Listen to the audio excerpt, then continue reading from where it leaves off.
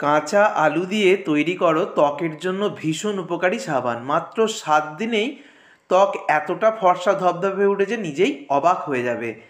এই সাবানটা বাড়িতে থাকা কাঁচা আলু দিয়ে এতটাই সহজে তৈরি করা যায় যে একবার তৈরি করে 6 মাস রেখে দিতে পারবে, আর এতটাই উপকার পাবে যে অন্য কোনো সাবান ব্যবহার করতে আর ইচ্ছা করবে না। এখানে আমি নিয়েছি কাঁচা আলু।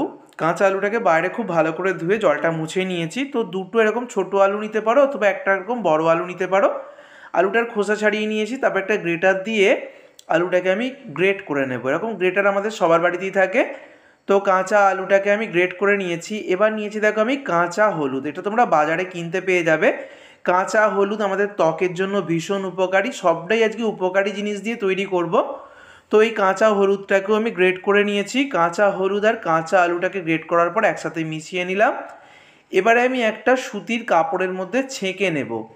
সুতির কাপড়ের মধ্যে এই কাঁচা হলুদ আর কাঁচা আলুর যে রসটা সেটাকে ছেঁকে নিতে হবে। এরকম প্রেসার দিলেই কিন্তু রসটা বেরিয়ে আসবে। দেখতেই পাচ্ছ, একটা এরকম ছাঁকনির মধ্যে রেখে আমি এইভাবে রসটাকে বার করে নিয়েছি। ভীষণ উপকারী কাঁচা আলু আর হলুদের রস আমি পেয়ে গেছি, আর কাঁচা হলুদ থাকার জন্য কালারটা খুব সুন্দর এসছে। এবার নিয়েছি আমি অ্যালোভেরা, একদম ফ্রেশ অ্যালোভেরা নিয়েছি। তোমরা অ্যালোভেরা জেলও নিতে পারো।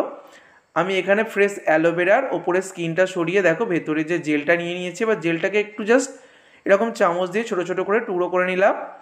এবার আমি নিচ্ছি কাঁচা দুধ, 2 চামচ আমি নিয়ে নেব কাঁচা দুধ। 4টে উপকরণ দেওয়া হলো, সমস্ত কিছুকে এবার ভালো করে একসাথে মিশিয়ে নিচ্ছি।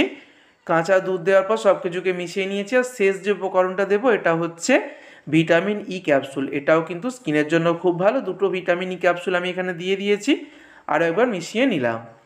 এবারে সাবান তৈরি করার জন্য হয় নিতে হবে সোপ বেস, যেটা তোমরা অনলাইনে পেয়ে যাবে, অথবা সবচেয়ে সহজে তোমরা নিতে পারো এরকম গ্লিসারিন সাবান। এখানে আমি পিয়ার্স গ্লিসারিন সাবান নিয়েছি। যে কোনো গ্লিসারিন সাবান নিলেই চলবে, নর্মাল সাবান দিয়ে কিন্তু হবে না, গ্লিসারিন সাবান নিতে হবে। আর শীতকালে কিন্তু এই গ্লিসারিন সাবানটা আমরা ব্যবহার করি। এখন শীতকাল চলছে, তো গ্লিসারিন সাবানটাকে আমি দেখো একদম ছোটো ছোটো করে টুকরো করে নিচ্ছি। আবারও বলছি, তোমরা কিন্তু অবশ্যই সোপ বেস নিতে পারো। সাবানটাকে একদম ছোটো ছোটো করে টুকরো করে নিয়েছি। এবার এই গ্লিসারিন সাবানের টুকরোগুলোকে নিয়ে নিচ্ছে একটা সসপ্যানের মধ্যে। সমস্ত সাবানের টুকরোগুলোকে একটা সসপ্যানের মধ্যে নিয়ে নিয়েছি।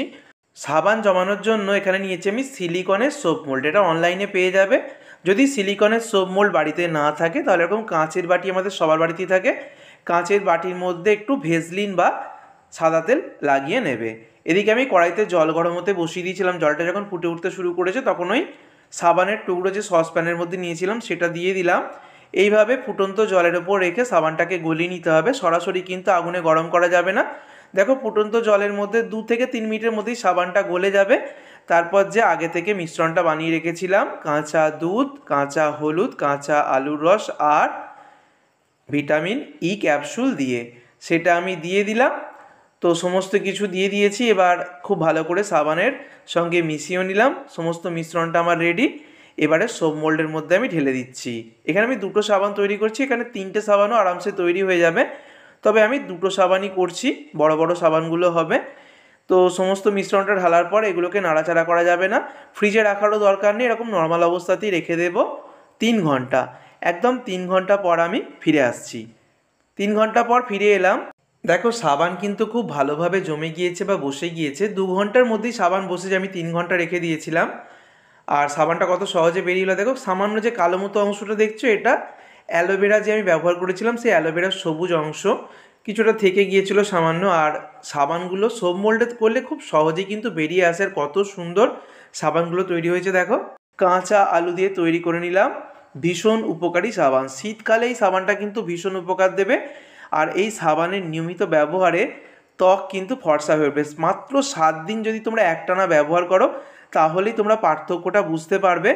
স্কিন কিন্তু একদম ঝকঝকে পরিষ্কার হয়ে উঠবে, সুন্দর একটা গ্লো চলে আসবে স্কিনের মধ্যে। যাদের স্কিনে কালো ট্যান বা কালো দাগ পড়ে গেছে তারা কিন্তু অবশ্যই অ্যাপ্লাই করতে পারো, ভীষণ ভালো ফল পাবে। তো আমি স্কিনের ওপর একটু অ্যাপ্লাই করে দেখিয়ে দিচ্ছি। যেমন দেখো ফেনাও তৈরি হয়েছে সেরকম। এটা দিয়ে নর্মাল হাত ধোয়ার পরও দেখবে হাতের মধ্যেও একটা উজ্জ্বল ভাব তোমরা লক্ষ্য করবে। সমস্ত স্কিনে, মুখ ছাড়া সারা শরীরে তোমরা এটা অ্যাপ্লাই করতে পারবে। অবশ্যই বাড়িতে এটা তৈরি করো আর আমাকে কমেন্ট করে জানিও। ভিডিওটাকে অনেক অনেক শেয়ার করো। ধন্যবাদ।